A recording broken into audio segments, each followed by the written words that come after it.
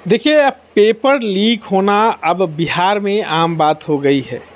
एक तरह से माना जाए तो बिहार में अब सुर्खियों में ये खबर बनी रहती है। अब बिहार के युवाओं को इसकी आदत हो गई है।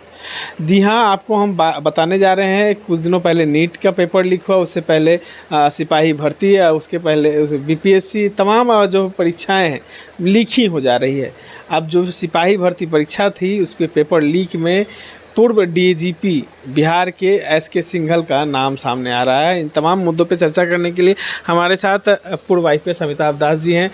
कैसे देखते हैं, बिहार में तो पेपर लीक आम बात हो गई है, युवा जानते हैं कि अब एग्ज़ाम दो या ना दो पेपर लीक होगा। पेपर लीक है, बिल्कुल सही कहा। अब कुछ वर्ष से जो हमारा देश है उसमें लोकतंत्र जो है वो लीक तंत्र में तब्दील हो गया है ना। पहले भारतवर्ष दुनिया का सबसे बड़ा लोकतंत्र था, अब सबसे बड़ा लीक तंत्र है।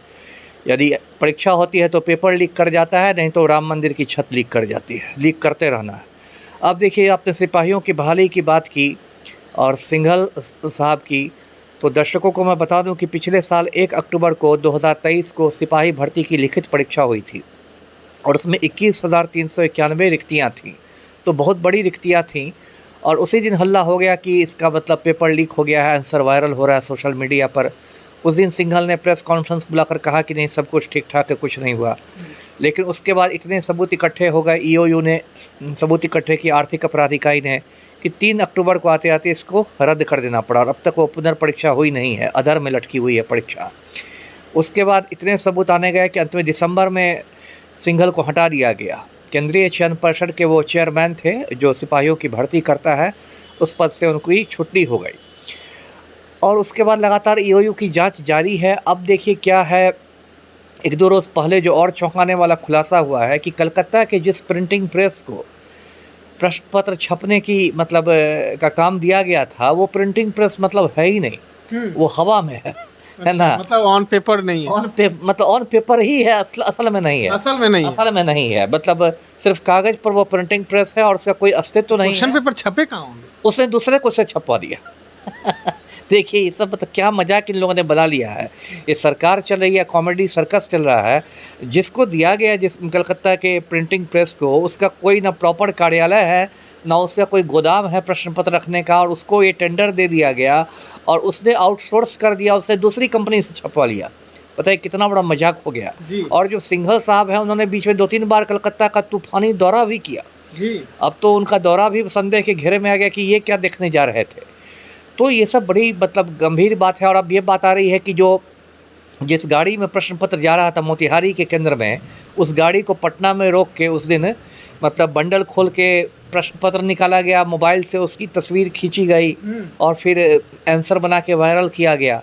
और ये जो संजीव मुखिया है नालंदा वाला, जिसका नाम नीट पेपर लीक में भी मास्टरमाइंड के रूप में अभी फरार चल रहा है, उसका नाम अब इस पेपर लीक में भी आ गया कि वो भी उसका सरगना है जी। और संजीव सिंघल जो चयन परिषद के चेयरमैन थे, इनका तो बिल्कुल पूरी तरह से मतलब संदिग्ध इनकी भूमिका रही है और कायदे से तो मतलब इनको जेल के भीतर होना चाहिए था।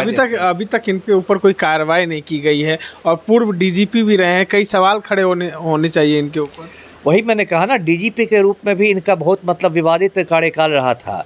एक मामला था जब गया के सीनियर एसपी आदित्य कुमार पर प्राथमिकी हुई थी, उसमें एक अभिषेक अग्रवाल नाम के ठग ने संजीव सिंघल को 40 बार फ़ोन किया और कहा कि मैं पटना हाईकोर्ट का चीफ जस्टिस बोल रहा हूँ। और उस फर्जी फ़ोन कॉल्स पर संजीव सिंघल ने वो फाइल बंद कर दी। और उस समय भी पलटू राम से पूछा था मीडिया वालों ने कि क्या सिंघल साहब पर कोई एक्शन होगा, तो उन्होंने कहा कि नहीं, अब वो रिटायर कर रहे हैं, अब क्या होगा। और रिटायरमेंट की मुश्किल से 1 महीने बाद सिंघल को चयन परिषद का चेयरमैन बनाया गया। कितना बड़ा मजाक हो रहा है बिहार में कि चयन परिषद के चेयरमैन से इनको हटाया गया सिपाहियों वाले विवाद में, और उसके बाद अब उनको ऊर्जा विभाग में सुरक्षा सलाहकार बना दिया गया। मतलब ऐसा लग रहा है कि मतलब बिहार सरकार का काम चलेगा ही नहीं बिना सिंघल के। अच्छा, नीतीश कुमार कार्रवाई क्यों नहीं कर रहे हैं? तो ऐसे अधिकारी, भ्रष्ट अधिकारियों पर कार्रवाई क्यों नहीं करना चाहते? देखिए, वही है ना कि ये सभी एक ही थैली के चट्टे बट्टे हैं। कार्रवाई किस पर करेंगे जब आप एक ही थैली के चट्टे बट्टे हैं? आपने क्या सोचा है? मतलब कोई भी दर्शक समझ सकते हैं, यदि सिंघल ने इतना बड़ा कुछ घोटाला किया तो बिना क्या सत्ता के संरक्षण के किया होगा, बिना किसी मतलब सरकार के संरक्षण के किया होगा? ये पॉसिबल ही नहीं है। सिंघल ने इतना बड़ा घोटाला किया तो साफ है कि जो सत्ता में बैठे बैठे सफ़ेद पोस्ट लोग हैं उनका संरक्षण होगा, इसलिए कोई अभी एक्शन नहीं हो रहा है। जी।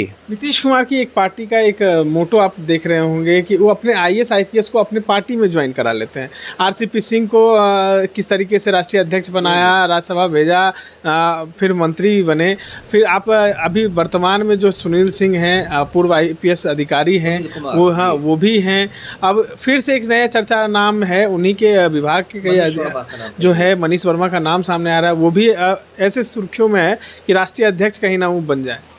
हाँ, थोड़ा बहुत तो देखिए अभी सभी राजनीतिक दलों में थोड़ा बहुत हो गया है कि लोग पुराने मतलब जो रिटायर्ड ब्यूरोक्रेट्स हैं और ये है, यहाँ तक कि अब तो लोग नहीं रिटायर होते हैं तो वो भी इस्तीफ़ा दे के आ जाते हैं या स्वैच्छिक सेवानिवृत्ति लेके आते हैं। अब आपने मनीष वर्मा की बात की, ये मनीष वर्मा 2000 बैच का आईएएस था, उड़ीसा कैडर का, और जाति का कुर्मी है, मतलब पलटू का स्वजातीय है। तो इसको उड़ीसा से बिहार लाके प्रतिनियुक्ति पर रखा गया और इसको पटना का जिलाधिकारी बनाया गया। और उसी समय आपको याद होगा, कुछ साल पहले की बात है, गांधी मैदान में रावण वध के दिन भगदड़ मच गई थी और लगभग 30 लोग उसमें मारे गए थे। यदि कोई दूसरा डीएम रहता तो उस पर बहुत एक्शन हो जाता, निलंबित हो जाता, बहुत कुछ उस पर होता, लेकिन ये कुर्मी था मनीष वर्मा, इसलिए इस पर कुछ नहीं हुआ। और 1-2 साल पहले इसने स्वैच्छिक सेवानिवृत्ति ले ली, मतलब नौकरी छोड़ दी इसने, और अब ये मतलब सीएमओ में काम करता है, मुख्यमंत्री सचिवालय में काम करता है। और अब उसके मतलब बीच में नालंदा से चुनाव लड़ने का हल्ला था लोकसभा चुनाव में, और नीतीश कुमार की एक तरह से मतलब जो उनके नवरत्न हैं उन नवरत्नों में से एक है। नवरत्न में से एक है। नवरत्न में से और भी 8 रत्न हैं, लेकिन नवरत्नों में से एक मनीष वर्मा भी हैं। जी, 9 रत्न में से एक हैं। और क्यों आईएएस आईपीएस पर कड़ी कार्रवाई नहीं करते हैं? ऐसे भ्रष्ट अधिकारियों का जब नाम सामने बड़ी पेपर लीक मामले में आ रहा है तो इन तमाम अधिकारियों पर कार्रवाई सरकार क्यों नहीं कर रही है? कि तमाम अपडेट्स के लिए बने रहे हमारे साथ।